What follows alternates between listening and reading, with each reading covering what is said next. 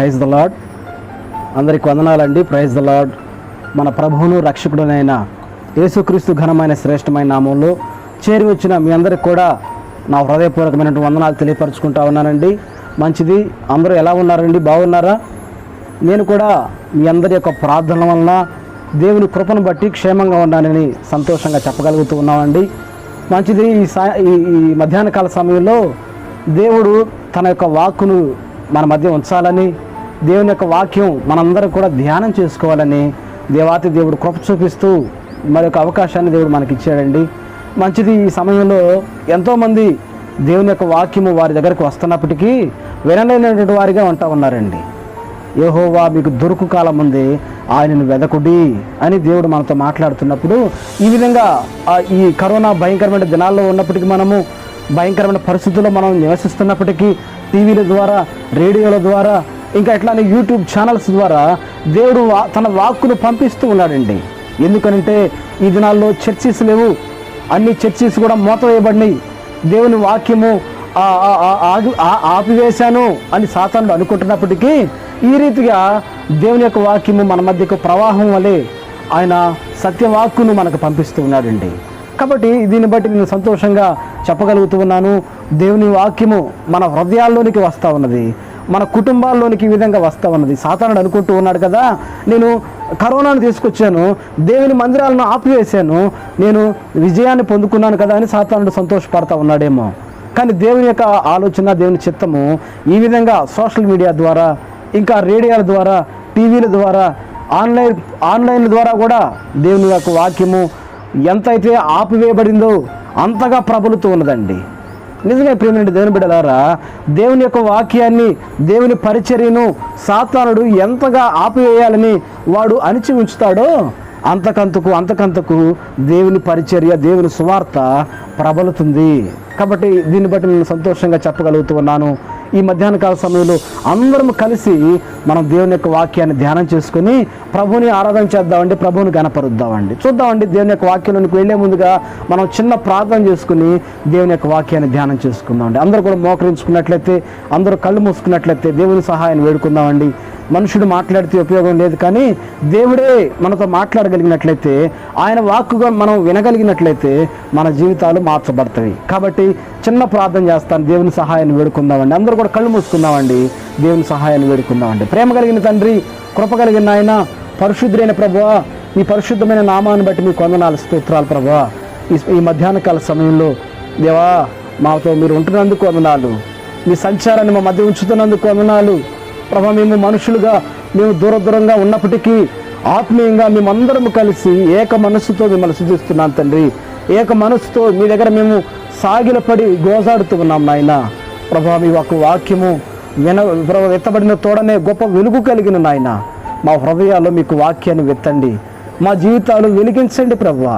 అనేకులకి మాదిరికరంగాను, అనేకులకి ప్రభా వెలుగుకరంగాను మమ్మల్ని మీరు మార్చండి, కృప చూపించండి. ప్రాముఖ్యంగా దేవా కరోనా మా దేశాన్ని, మా రాష్ట్రాన్ని ప్రభా విలయతాండవం చేస్తుంటుండగా ప్రభా మీరే ప్రభా మీ యొక్క దేవదూతల్ని మా దేశం మీద ఉంచండి అయ్యా, మా రాష్ట్రం మీద ఉంచండి. ఏ తెగులు నీ గుర్రాలను సమీపించదని వాక్య ప్రకారంగా ప్రార్థన చేసుకుంటూ ఉన్నాము దేవా. మా రాష్ట్రాన్ని మీరు జ్ఞాపకం చేసుకునండి. కరోనా ఎవరికైతే ప్రభా సోకినదో, ఏ వ్యాధి ప్రభా ఎవరికైతే ప్రభా సంక్రాంతమైనదో ప్రతి ఒక్క బిడ్డన పేరుని జ్ఞాపకం చేసుకుంటున్నాము ప్రభా. బిడ్డలను మీరు స్వస్థపరచండి, బిడ్డలను మీరు ఆదుకొనండి, మీ గాయపడిన హస్తాన్ని బిడ్డల పైన ఉంచండి. మీరు మాత్రమే స్వస్థపరచమని, కృప చూపించమని కొద్ది సమయము మీ యొక్క వాక్యం చేత మేము బలపరచబడిలాగిన, మీ యొక్క వాక్యం చేత పురికొల్పబడిలాగిన దేవా మీ యొక్క వాక్యం పంపించి మమ్మల్ని మీరే ధైర్యపరచమని, కృప చూపించమని, కేవలం మీరు మాత్రమే సహాయించమని, కనబడినటువంటి చీకటి శక్తులను ప్రభువా నజరేయుడైన యేసుక్రీస్తు నామములో దూరపరచండి, బంధించండి. ప్రాముఖ్యంగా మీ సంచారం మా మధ్య ఉంచండి అయ్యా. ఆత్మ సంయములతో చెప్పుచున్న మాట చెవి గలవాడు వినుచుండగా అని సెలవిచ్చుండగా వినగలిగినట్టు చెవులు మాకు అనుగ్రహించండి.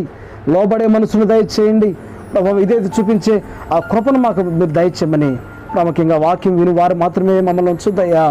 వాక్య ప్రకారంగా నడుచుకునే కృప మీరు అనుగ్రహించమని, కేవలం మీరు మాత్రమే మహిమ పొందుకోమని కృప చూపించమని, మహిమ ఘనత ప్రభావాలు మీరు పొందుకోమని యేసుక్రీస్తు ఘనమైన శ్రేష్టమైన నామంలో ప్రార్థన చేసి అడిగి వేడుకొని పొందుకుంటున్నాం తండ్రి. ఆమేన్, ఆమేన్, ఆమేన్. మంచిదండి. ఈ మంచి సమయంలో దేవుని యొక్క వాక్యాన్ని మనం కొద్దిసేపు ధ్యానం చేసుకుందామండి. చూద్దామండి. కీర్తన గ్రంథము, పరిశుద్ధ గ్రంథమైన బైబిల్లో నుంచి కీర్తన గ్రంథము 125వ కీర్తన 1వ వచనాన్ని మీకు నేను జ్ఞాపకం చేస్తాను. చూడండి, కీర్తన గ్రంథము 125వ కీర్తన 1వ వచనాన్ని నేను చదువుతాను. జాగ్రత్తగా వినటానికి ప్రయత్నం చేయండి.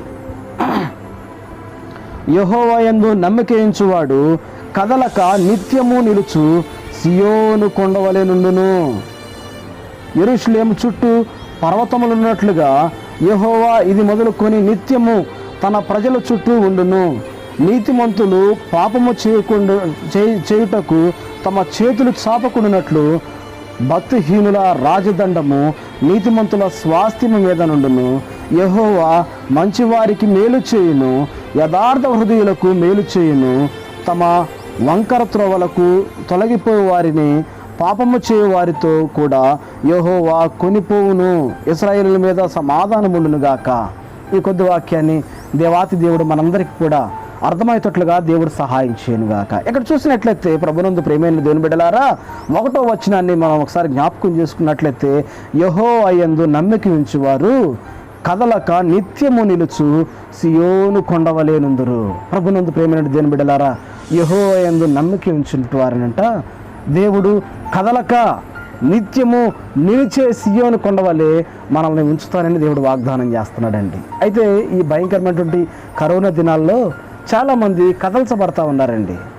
ఎంతో గొప్ప ప్రార్థనా పరులు అన్నటువంటి వారు కూడా, ఎంతో మంచి విశ్వాసులు అన్నటువంటి వారు కూడా ఎన్నో సంవత్సరాల నుంచి బాప్తిస్మం అనుభవం కలిగి ఉండి ఎన్నో సంవత్సరాల నుంచి దేవుని యందు విశ్వాసం ఉంచుతున్నటువంటి వారు సైతం కూడా వారు కదల్చబడుతూ ఉన్నారని దేవుడు పదే పదే మనకు జ్ఞాపకం చేస్తూ ఉన్నాడు కదా. యెహోవా యందు నమ్మిక ఉంచువారంట నిత్యము నిలుచు సియోను కొండవలె కదల్చబడరు, వారు స్థిరముగా ఉంటారు అని దేవుడు మనతో మాట్లాడుతూ ఉన్నారు.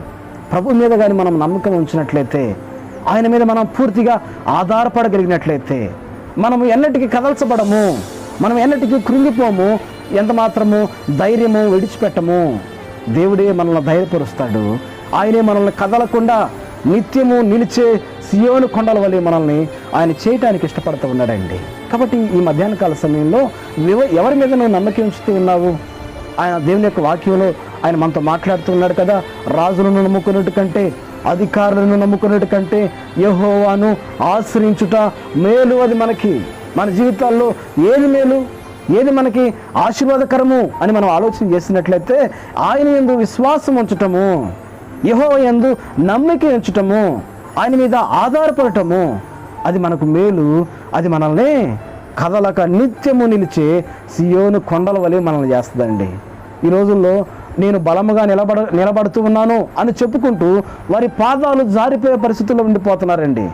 ఎందుకంటే అన్నీ కూడా చక్కగా ఉంటే, అన్నీ క్షేమంగా ఉంటే, అన్నీ కూడా సమృద్ధిగా ఉంటే మనము నిలిచి ఉంటాం, అంతా బాగానే ఉంటుంది.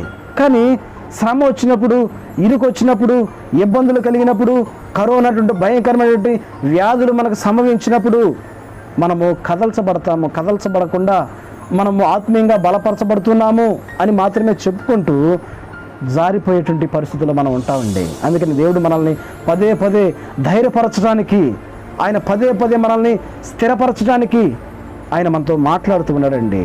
ధైర్యాన్ని విడిచిపెట్టొద్దు. ధైర్యాన్ని మనం కలిగి ఉండి మన పోకడ వరకు, ఆయన రాకడ వరకు ఎదురు చూసేవారుగా మనల్ని మనం సిద్ధపరుచుకొని ఆయన సన్నిధానంలో ఉండటానికి మనం ఇష్టపడాలని దేవుడు కోరుకుంటున్నాడు. అందుకని అంటాడు కదా ఆయన, యెహోవా మీద నమ్మిక ఉంచువారంట, యెహోవా యందు నమ్మిక ఉంచువారు కదలక నిత్యము నిలుచు సియోను కొండల వలె ఉందురు. కదలక అక్కడ రాసినాడు ప్రభు. ఇది ఈ మధ్యాహ్న కాల సమయంలో కదిలే వారిగా నువ్వు ఉంటున్నావా? శ్రమలు వచ్చినప్పుడు, ఆపదలు వచ్చినప్పుడు మాటికి కదిలిపోయి మాటికి కాలు జారిపోయే పరిస్థితుల్లో నువ్వు ఉంటున్నావేమో. అన్నీ బాగున్నప్పుడు నిలిచి ఉండటం అది గొప్పతనం కాదు. కానీ ఇటువంటి భయంకరమైన కరోనా పరిస్థితుల్లో కూడా దేవుని కొరకు నిలబడి, దేవుని యందు నమ్మకం ఉంచి, విశ్వాసం ఉంచి, ఆయన సన్నిధానంలో ఆయన పాదాలు పట్టుకుని గోజాడుతూ, ఆయన మీద ఆధారపడుతూ నిత్యము నిలిచే సియోను కొండల వలె ఉండటము అది గొప్పతనము. అన్ని సక్రమంగా ఉండి ఏ రోగము, అన్నీ కూడా చక్కగా మనం కలిగి ఉండి ప్రభు మీద ఆధారపడతాము, అది గొప్పతనం కాదు. కానీ భయంకరమైనటువంటి కాలు జారిపోయే పరిస్థితుల్లో కూడా ప్రభు కొరకు నిలబడటము గొప్పతనం అండి. ఈ రోజుల్లో కూడా కాలు జారే పరిస్థితులు ఇవన్నీ కూడా భయంకరమైన కరోనా దినాల్లో మనం ఉంటున్నాము. ఏ దినము కరోనా మనల్ని వ్యాపిస్తుందో, మనము మరణ పడకల్లోనికి వెళ్ళిపోతామేమో అనేటువంటి భయంకరమైనటువంటి దినాల్లో మనం నివసిస్తున్నప్పటికీ యెహోవా యందు నమ్మిక ఉంచిన వారు ఎంత మాత్రం భయపడరు, ఎంత మాత్రం వారు కదల్చబడరు. ఖడ్గమైన, వస్త్రహీనతైన, కరువైన, అది ఏదైనా కావచ్చు, ఆయన యందు విశ్వాసం ఉంచిన వారు, ఆయన యందు నమ్మకం ఉంచిన వారు కదల్చబడరు. అవి ఎంత నెట్టినా, ఎంత మనల్ని బలవంతంగా మనల్ని పడవేయాలని, కాలు జార్చి పడవేయాలని అది ప్రయత్నం చేసినా ఆయన యందు నమ్మకం ఉంచిన వారు కదల్చబడరు. దేవునికి స్తోత్రం కలుగునుగాక. ఎట్లా కదల్చబడరు అంటే సియోను కొండల వలె కదల్చబడరు అంటండి. సియోను కొండలు ఎత్తైనటువంటి కొండలుగా ఉంటాయండి, చాలా పొడవైనటువంటి కొండలు. అవి ఎంత మాత్రం కదల్చబడవు. సియోను కొండలు ఎత్తైనటువంటి కొండలు, అవి బలమైనటువంటి కొండలు, ఎంత మాత్రం కదల్చబడినటువంటి కొండలు. కాబట్టి ఆయన అంటున్నాడు కదా, నిత్యము నిలిచేటువంటివి అవి, నిత్యము నిలిచి ఉండే సియోను కొండల వల్లే ఆయన యందు విశ్వాసం ఉంచి, ఆయన యందు నమ్మిక ఉంచిన వారు కదలక నిత్యము సియోను కొండల వల్లే ఉంటారని దేవుడు సెలవిస్తూ ఉన్నాడు. ఈ మధ్యాహ్న కాల సమయంలో ఆయన యందు నమ్మిక ఉంచుతున్నావా? ఆయన యందు విశ్వాసం ఉంచుతున్నావా? కరోనా రావచ్చు, అది పరిస్థితులు బహు భయంకరంగా నీకు కలిగి ఉండొచ్చు, కానీ ఆయన యందు విశ్వాసం మాత్రం సడలిపోకూడదండి. చాలామంది హాస్పిటల్స్లో ఆ ఆక్సిజన్ పట్టించుకుంటూ ఎంత ధైర్యాన్ని కలిగి ఉంటారు. నిన్నటి దిన ఒక వీడియో చూశానండి. ఒక దైవ సేవకుడు తన ప్రాణం పోతున్నప్పటికీ ఆయన సువార్త చెప్పటం మానుకోలేదండి. ఆయన మరణ పడకల మీద పడుకొని ఉన్నాడు. ప్రభునందు ప్రియమైన దేవుని బిడ్డలారా, ఆయన చేతులు జోడించి మారు మనసు పొందండి, సువార్తను నమ్మండి, యేసు ప్రభువు యందు మీరు ఆధారపడండి అని ఎంత చక్కగా సువార్త ప్రకటిస్తున్నాడండి.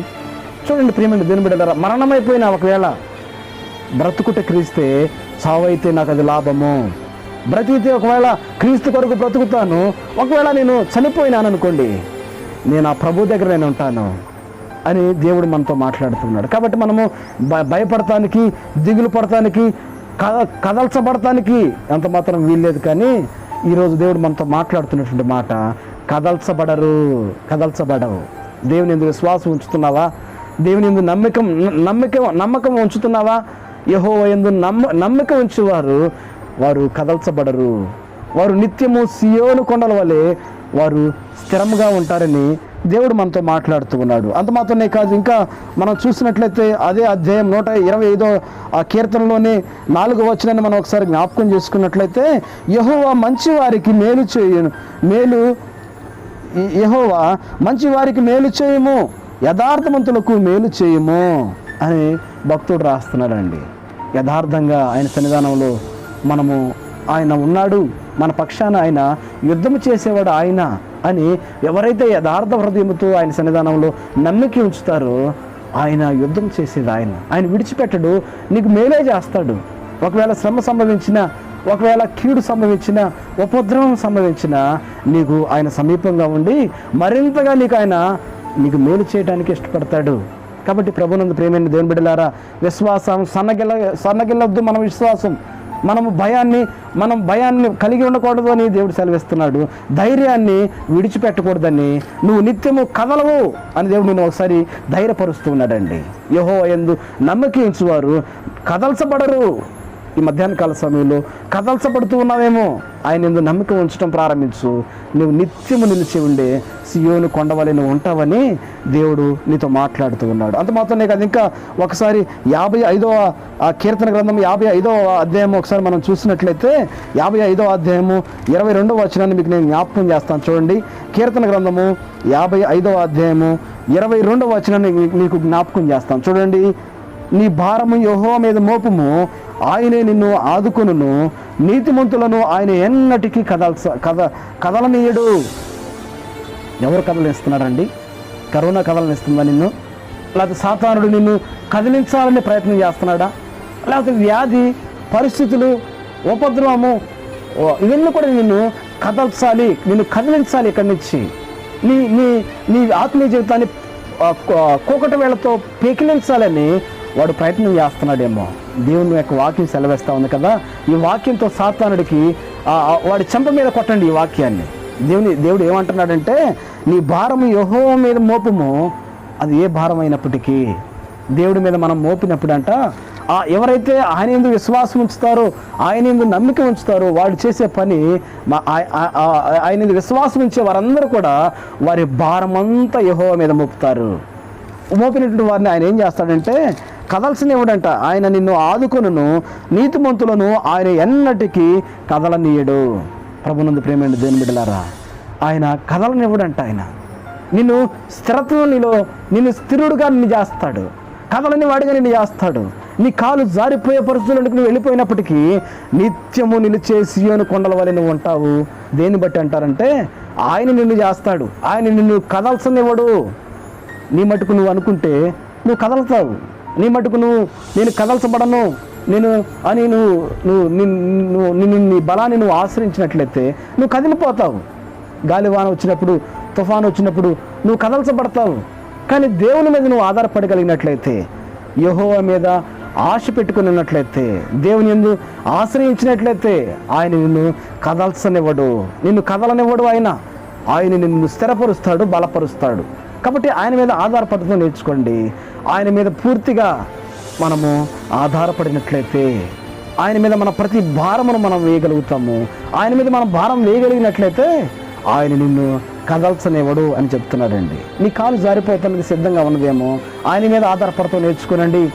ఇకనైనా నువ్వు పడిపోవటానికి సిద్ధంగా ఉన్నావేమో, ఇకనైనా నువ్వు జారిపోవటానికి సిద్ధంగా ఉన్నావేమో, ఒకసారి నీ పరిస్థితిని చూసుకొని నా ప్రభువు నాకు తోడుగా ఉన్నాడు, నేను కదల్చబడను, ఆయన నన్ను కదిలేటట్టు చేయడు, ఆయన మీద నా భారం వేస్తా ఉన్నాను, ఆయన ఎందు ఆధారపడుతూ ఉన్నాను. ఆయన ఎందు నమ్మిక ఉంచిన వారిని మొదటగా ఆయన ఎందు నమ్మిక ఉంచిన వారు వారి భారం అంతటా కూడా ఆయన మీద వేస్తారు. ఆయన ఏం చేస్తారో తెలుసా, ఆదుకుంటాడు, వారిని కదల్చనీయడు. దేవునికి స్తోత్రం కలుగును గాక. మూడవదిగా నేను మీకు ఇంకొక వాక్యాన్ని మీకు జ్ఞాపకం చేస్తాను. చూడండి, సామెతల గ్రంథము 12వ అధ్యాయంలోనికి చూద్దామండి. సామెతల గ్రంథము 12వ అధ్యాయము ఒకసారి మనం జ్ఞాపకం చేసుకున్నట్లయితే 12వ అధ్యాయము 3వ వచనాన్ని చూద్దామండి. 12వ అధ్యాయం 3వ వచనము, భక్తిహీనత వలన ఎవడును స్థిరపరచబడరు, నీతిమంతుల వేరు కదలదు. ఒకటి స్థిరపరచబడరు అని ఒక మాట చెప్తున్నాడండి. రెండవది కదల్చబడరు అని దేవుడు చెప్తున్నాడండి. ఎవరు కదల్చబడతారు? ఎవరు స్థిరత్వాన్ని కోల్పోతారు? ఎవరు జారిపోయే పరిస్థితిలో ఉంటారు? ఎవరు తమ స్థితిని కోల్పోతూ పడిపోయే వారికి ఉంటారని దేవుడు సెలవిస్తున్నాడు. అంటే 3వ వచనంలో భక్తిహీనత వలన ఎవరును స్థిరపరచబడరు.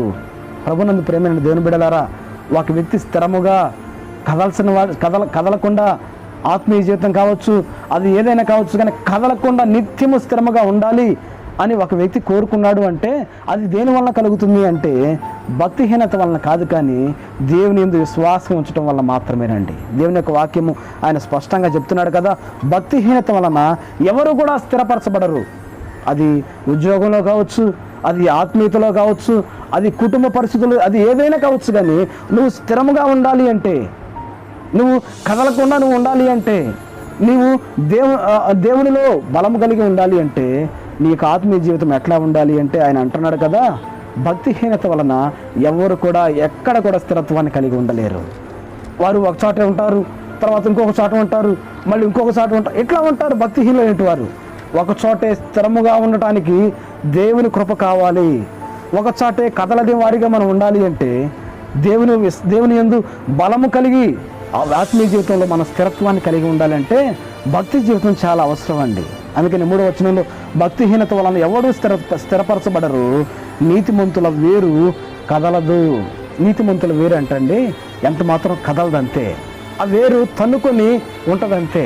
కీర్తన గ్రంథము 1వ అధ్యాయం 1వ వచనంలో మనం చూసినట్లయితే, దుష్టుల ఆలోచన చొప్పున నడవక, పాపుల మార్గమున నిలవక, అపహాస్యకులు కూర్చుండో చోట కూర్చుండక, దివారాత్రులు ఆయన ధర్మశాస్త్రం నందు ధ్యానించువారు. అక్కడి నుంచి ఉంటుందండి.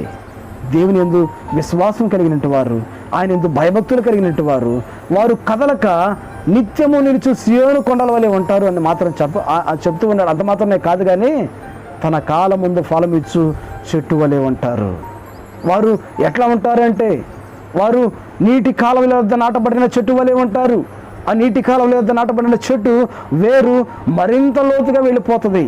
ప్రార్థన అనేటువంటి వేరు, వాక్య ధ్యానం అనేటువంటి వేరు, దేవునితో సహవాసం చేయటం అనేటువంటి వేరు మరింత లోతుగా వెళుతుంది. కాబట్టి నీతిమంతుల వేరు ఎవరు కూడా కదల్చలేరు అని దేవుడు చెప్తున్నాడండి. కాబట్టి ప్రభునందు ప్రేమైన దేవుని బిడ్డలారా, ఆయన మనల్ని కదిలేటట్టు చేయడు. నీతిమంతుల వేరు కదల్చబడదు.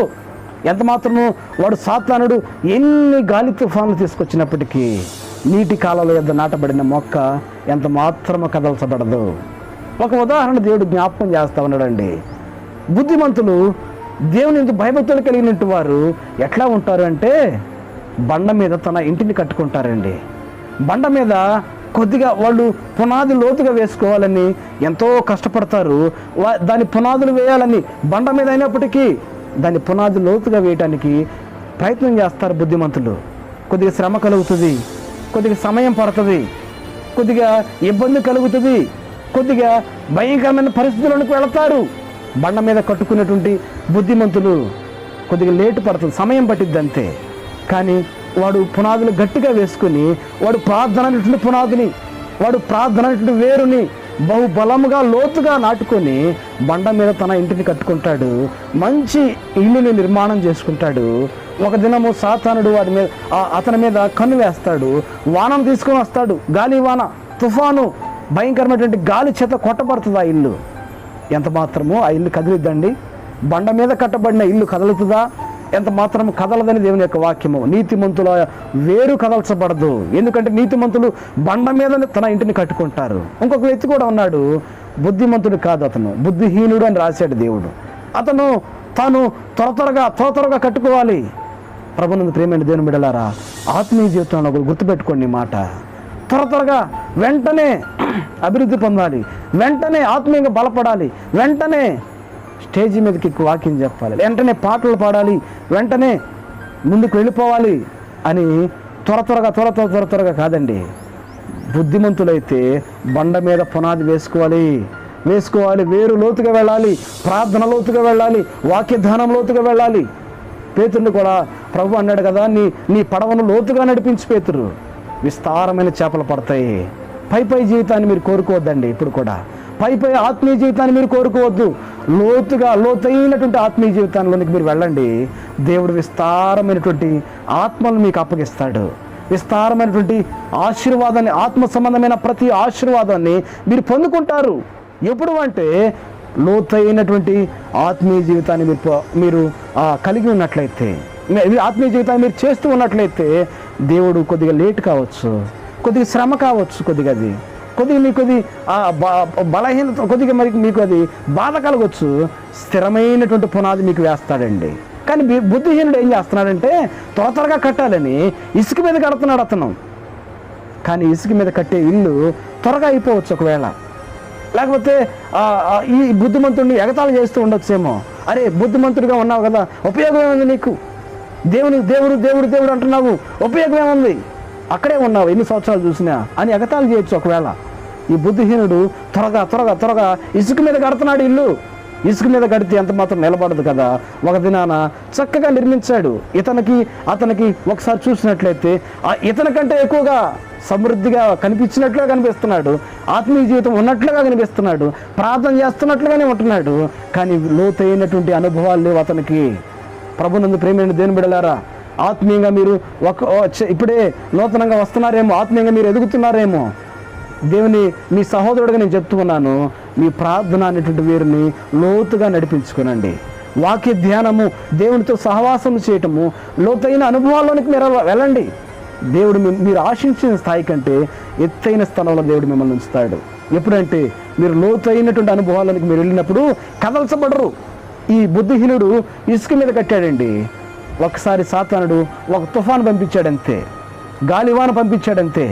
ఆ ఇసుక ఏం చేస్తుందండి, వానకి గాలికి కృంగిపోవటం ప్రారంభమైంది.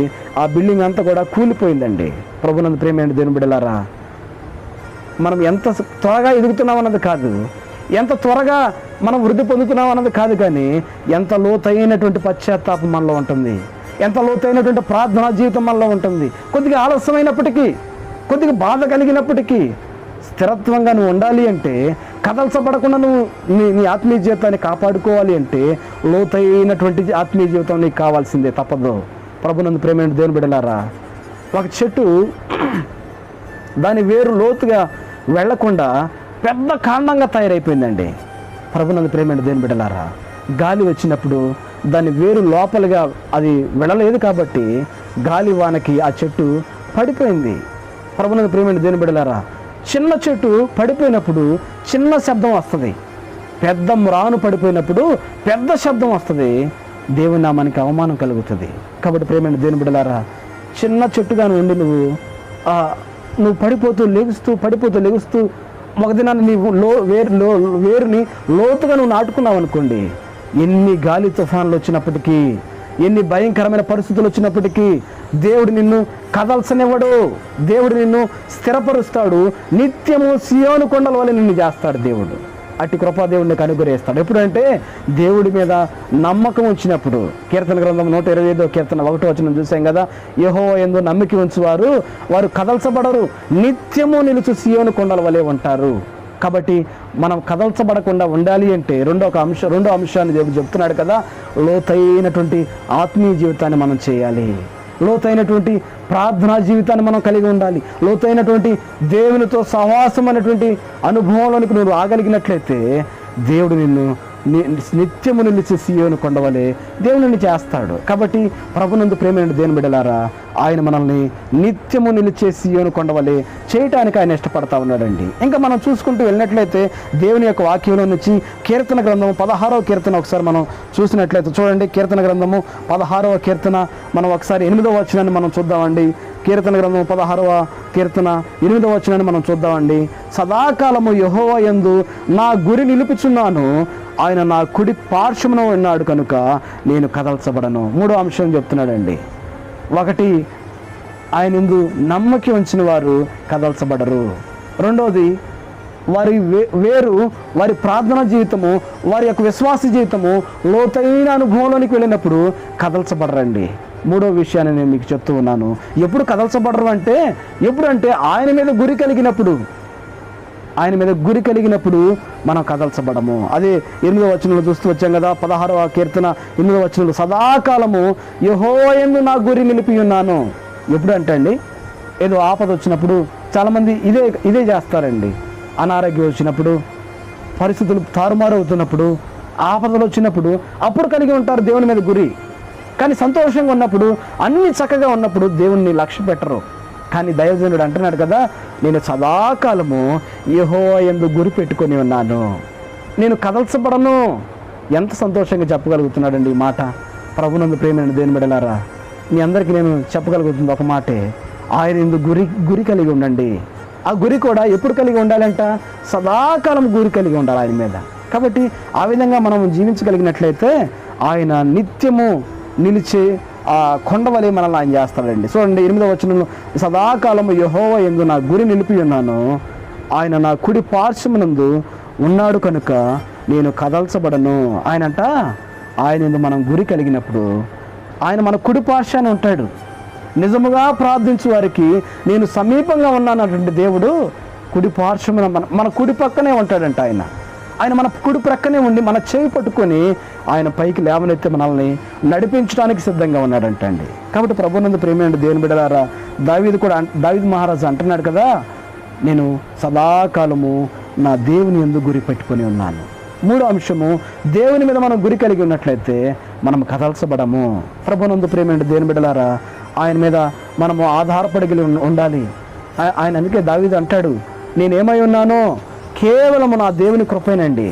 కాబట్టి ప్రభునందు ప్రేమైన దేవుని బిడ్డలారా, నేనేమై ఉన్నానో ఈ స్థితిలో నేను ఉన్నానంటే కేవలం నా దేవుడు ఇచ్చినటువంటి కృపే. దేవుడు నా ఎడలో చూపించిన కృప ద్వారా మాత్రమే నేను స్థిరపరచబడగలుగుతున్నాను అని మనము దేవుని కృతజ్ఞతాస్తుతులు చెల్లించే వారికి ఉండాలి. మన గురి ఆయన మీద ఉంచాలి.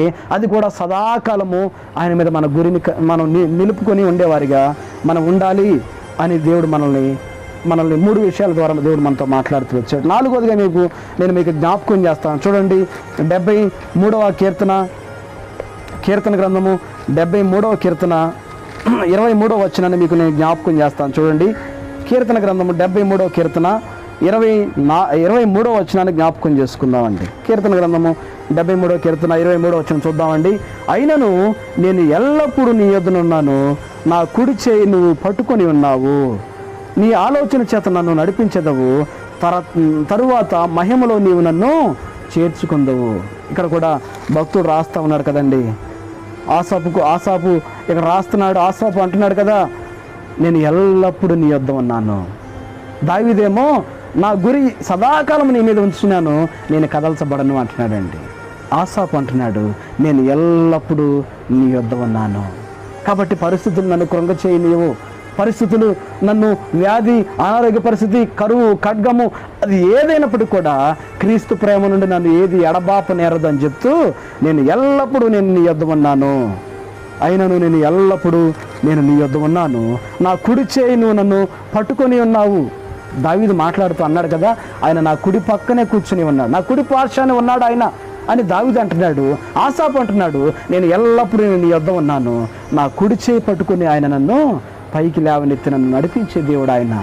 కాబట్టి ప్రభునందు ప్రేమైన దేవుని బిడ్డలారా, ఆయన మన చేయి పట్టుకుంటే మనం స్థిరంగా ఉంటాము.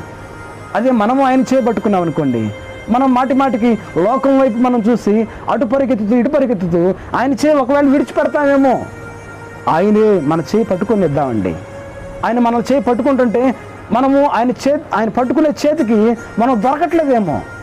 ఆయన ఆశపడుతున్నాడు నేను నడిపించాలని, ఆయన ఆశపడుతున్నాడు నీ పక్షాన్ని నిలబడి నిన్ను కదలకుండా నిన్ను చేయాలని. ఆయన ఆశపడుతున్నప్పుడు ఆయన నీ చేయిని పట్టుకొనివ్వండి. ఆయన నిన్ను పట్టుకోవాలని ఆశపడుతున్నప్పుడు ఆయనకి దొరకట్లేదేమో నీవు. ఒకవేళ అనేక పరిస్థితులు చెబుతున్నావేమో. యేసుప్రభు వారు కూడా 2-3 ఆయన పరిచర్యకి పిలిచినప్పుడు అంటే వారు అంటున్నారు, ఇప్పుడే వస్తానయ్యా, నాకు ఇంట్లో పని ఉంది కొద్దిగా, మా తండ్రి గారికి చెప్పి వస్తా, పెళ్లి చేసుకుని వస్తానని ఒక ఆయన, పొలం వేసి ఆ పొలం చూసుకొని వస్తాను ఒక ఆయన. ఆయన చేయి పట్టుకోవడానికి సిద్ధంగా ఉన్నప్పుడు జారిపోయేవారిగా, సాకులు చెప్పేవారిగా మనం ఉంటున్నావేమో. ప్రభునందు ప్రేమ దేవుని బిడ్డలారా, ఆయన ఎల్లప్పుడూ నేను ఆయన దగ్గర ఉన్నాను, ఆయన నా కుడి చేయి పట్టుకొని ఉన్నాడు, నేను కదల్చబడను అంటున్నాడు ఆసాపు. దావీదు అంటున్నాడు కదా, నేను నా గురి సదాకాలం దేవుని మీద ఉంచి ఉన్నాను, నేను కదల్చబడను అంటున్నాడు దావీదు. ప్రభునందు ప్రేమైన దేవుని బిడ్డలారా, నీ జీవితం ఎట్లా ఉంది? నీ ఆత్మీయ జీవితం ఎట్లా ఉంది? కదల్చబడకుండా ఉంటున్నావా? కదల్చబడకుండా ఉండాలి అంటే 5వ అంశంగా దేవుడు మనతో మాట్లాడుతున్నాడు. ఎల్లప్పుడూ దేవుని దగ్గర ఉండాలి. మనము ఆయనకు సమీపంగా ఉండాలి. ఆయన ఎప్పుడు మాట్లాడినా ప్రభువా నేను ఉన్నానయ్యా. బాలుడైన సమూయేలుకి దేవుడు మాట్లాడటం ప్రారంభించినప్పుడు అంట అర్థం కాలేదు సమూయేలుకి. ఏలీ దగ్గరికి వెళ్ళాడు, అయ్యా నన్ను ఏమైనా పిలిచావా? సమీపంగా ఉన్నాడు ఆయన బలిపీఠం దగ్గర పండుకొని ఉన్నాడు బాలుడైన సమూయేలు. అర్థం కాలేదు. 2 సార్లు పిలుపు వచ్చింది, సమూయేలు అని పిలిచినప్పుడు ఏలీ పిలిచాడేమోనని ఏలీ గారి దగ్గరికి వెళ్ళాడంట. ఏలీ అంటున్నాడు కదా, 3వసారి కానీ నిన్ను ఎవరైనా పిలిచారు అనుకో, అయ్యా నేను ఉన్నానయ్యా, నాతో మాట్లాడయ్యా అని ఒక మాట్లాడు. ఆయన నీతో మాట్లాడటం ప్రారంభిస్తాడు. ప్రభునందు ప్రేమైన దేవుని బిడ్డలారా, లోతైనటువంటి ఆ జీవితంలోనికి నువ్వు వెళ్ళాలి అంటే మొదటిగా ఆయనకు నువ్వు సమీపంగా ఉండాలి. ఆయనకు నువ్వు సమీపంగా ఉంటే దేవుడు నీతో మాట్లాడటం ప్రారంభిస్తాడు.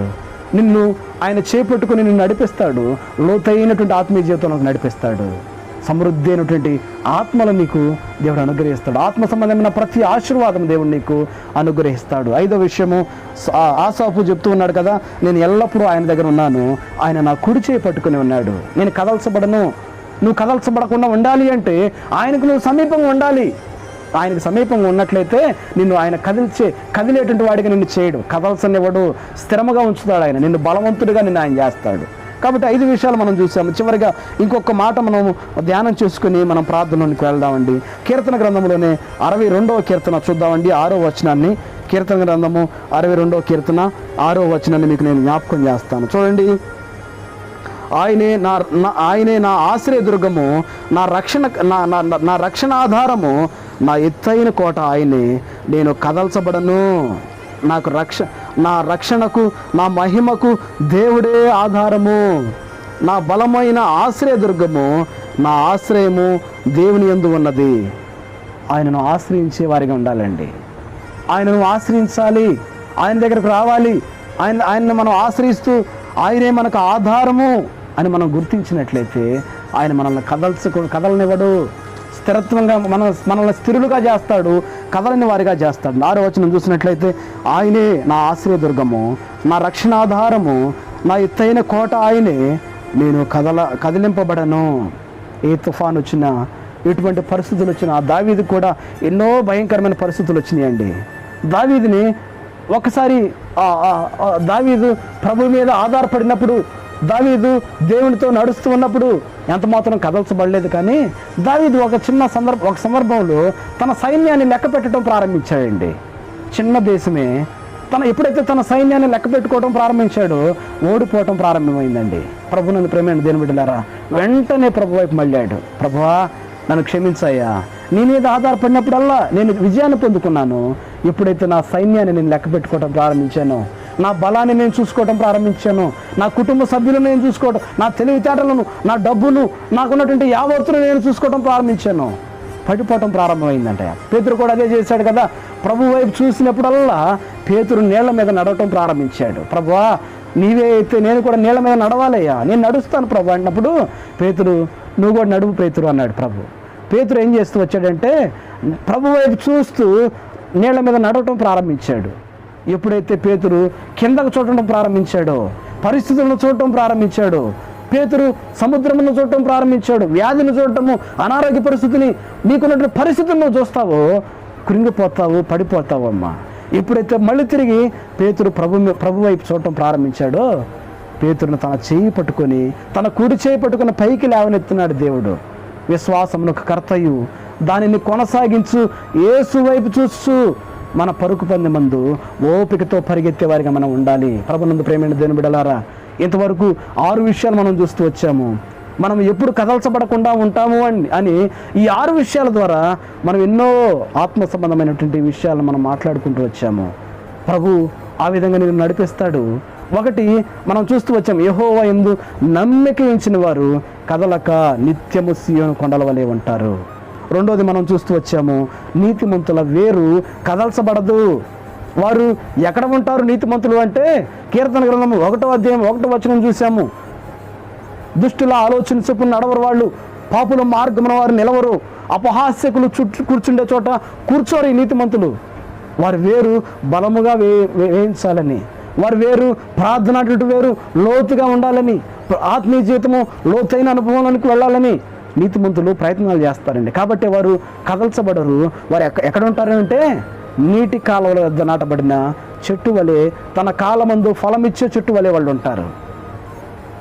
నీటి కాలువలు అంటే దేవుని యొక్క వాక్యము, దేవుని యొక్క సన్నిధి, దేవుని సహవాసము, దేవుని బిడ్డలతో సహవాసము. లోకముతో ఎంత మాత్రం వారు ఉండరు.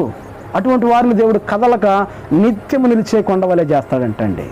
దావీదు అంటున్నాడు కదా, సదాకాలము ఆయన మీద నేను గురి పెట్టుకొని ఉన్నాను, నేను కదల్చబడను. మన గురి ఎవరి మీద పెట్టుకుంటున్నాము? మన బిడ్డల మీద, మన కుటుంబ సభ్యుల మీద, మనం కలిగిన డబ్బు మీద, మనం కలిగినటువంటి తెలివితేటల మీద, మనం కలిగిన బంధువుల మీద, దేని మీద పెట్టుకుంటున్నావు గురి? దేవుని మీద గురి పెట్టుకోగలిగితే నిత్యము కదలక, ఆయన అంటున్నాడు అప్పుడప్పుడు కదలకుండా కాదండి, నిత్యము కదలకుండే సీయోను కొండవలె నిన్ను చేస్తాడు. ఆసాపు అంటున్నాడు కదా, సదాకాలం నేను నీ యొద్ద ఉన్నానయ్యా.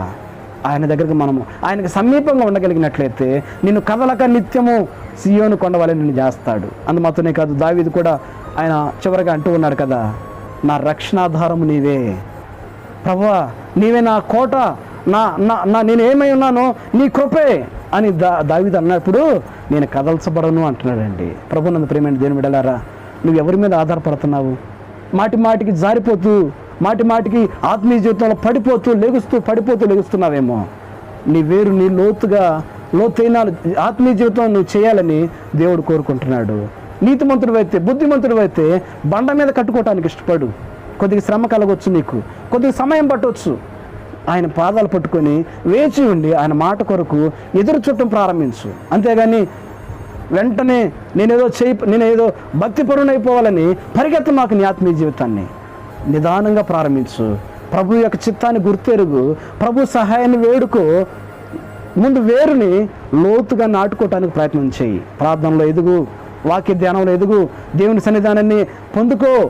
ప్రాముఖ్యంగా ఆయనలో ఎదగటానికి ప్రారంభించు. అంతేగాని పరిగెత్తడం దేవుని యొక్క ఆత్మీయత కాదండి.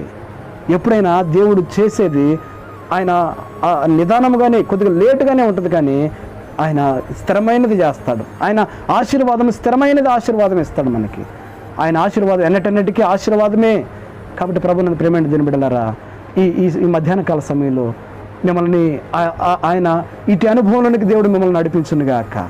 నిత్యము కదలక సియోను కొండల వలె వాక్యం వింటుండడం మీ అందరికీ కూడా దేవుడు అట్టి కృపలోనికి మిమ్మల్ని నడిపించునుగాక. చిన్న ప్రార్థన చేస్తాను. దేవుడు అట్టి కృపలోనికి మిమ్మల్ని అందరినీ నడిపించునుగాక. ఆమేన్. చిన్న ప్రార్థన చేస్తాను. అందరూ కూడా కళ్ళు మూసుకున్నట్లయితే. ప్రేమ కలిగిన తండ్రి, కృప కలిగిన ఆయన, మీ పరిశుద్ధమైన నామాన్ని బట్టి మీకు వందనాలు. ఈ సాయంకాల సమయంలో మీ మాటల ద్వారా మమ్మల్ని బలపరిచినావు. ఎట్లా ఉంటే మేము కదల్చబడమో, ఎట్లా జీవిస్తే మేము మీకు ఇష్టమైన పాత్రలకు మేము ఉంటామో, ఎన్నో విషయాల ద్వారా మాతో మాట్లాడినావు ప్రభువా. నిత్యము సియోను కొండల వల్ల మమ్మల్ని కదల్చలేకుండా నువ్వు చేస్తావు ప్రభువా. మీకు సమీపంగా ఉన్నప్పుడు, మీ మీద గురి పెట్టుకున్నప్పుడు, మీ మీద ఆధారపడుతున్నప్పుడు మీరే మమ్మల్ని బలపరుస్తారు, స్థిరపరుస్తారు ప్రభు. మీరు ఆశించినటువంటి ఆత్మీయ జీవితానికి మమ్మల్ని నడిపిస్తారు. కాబట్టి మీకు స్తుతులు చెల్లించుకుంటూ మరొకసారి ప్రభువా, ఇరుకులు ఉన్నవారిని, ఇబ్బందులు ఉన్న వారిని, కరోనా వ్యాధి చేత బాధపడుతున్నట్టు వారిని ప్రతి ఒక్కరిని పేరు పేరుని మీరు జ్ఞాపకం చేసుకోమని, ప్రతి ఒక్కరిని స్వస్థపరచమని, కృప చూపించమని, ఈ యొక్క ప్రభు వాక్య ధ్యానము బిడలకి ఆశీర్వాదకరంగా మీరు మార్చమని, కృప చూపించమని యేసు నామములో ప్రార్థన చేసి అడిగి వేడుకుంటున్నాను తండ్రి. ఆమేన్. ఆమేన్. మన తండ్రి అయిన యొక్క దేవుని యొక్క ప్రేమ, కుమారుడు యేసు ప్రభు వారి యొక్క కృప, పరిశుద్ధ ఆత్మ దేవుని కన్నును సావాసమును మనకును సకలలోక పరిశుద్ధులందరికీ సదాకాలము తోడైన నడిపించునుగాక. ఆమేన్. ఆమేన్. ఆమేన్. మీ అందరికీ వందనాలండి. ప్రైజ్ లాడండి. అందరూ ఆత్మీయంగా బలపరచబడండి. సమస్యలు చూసి కృంగిపోవద్దండి. దేవుడు మన పక్షాన ఉన్నాడు. ఆయన మీద ఆధారపడతాం నేర్చుకోనండి. ఆయనే మనల్ని స్థిరత్వాన్ని, మనలో ధైర్యాన్ని, ఆయనే మనల్ని స్థిరపరిచే దేవుడు. కాబట్టి మీ ప్రార్థన అవసరతలు ఏమైనా ఉన్నట్లయితే మాకు SMS చేయండి. మా నంబరు మీకు స్క్రీన్ మీద పెడతామండి. 9866485819. మీ ప్రార్థన అవసరతలు మాకు పంపించండి. మీ కొరకు మేము నిత్యము ప్రార్థన చేయడానికి సిద్ధంగా ఉన్నామండి. Praise the Lord. అందరికీ వందనాలండి. దేవుడు మిమ్మల్ని దీవించునుగాక. Praise the lord.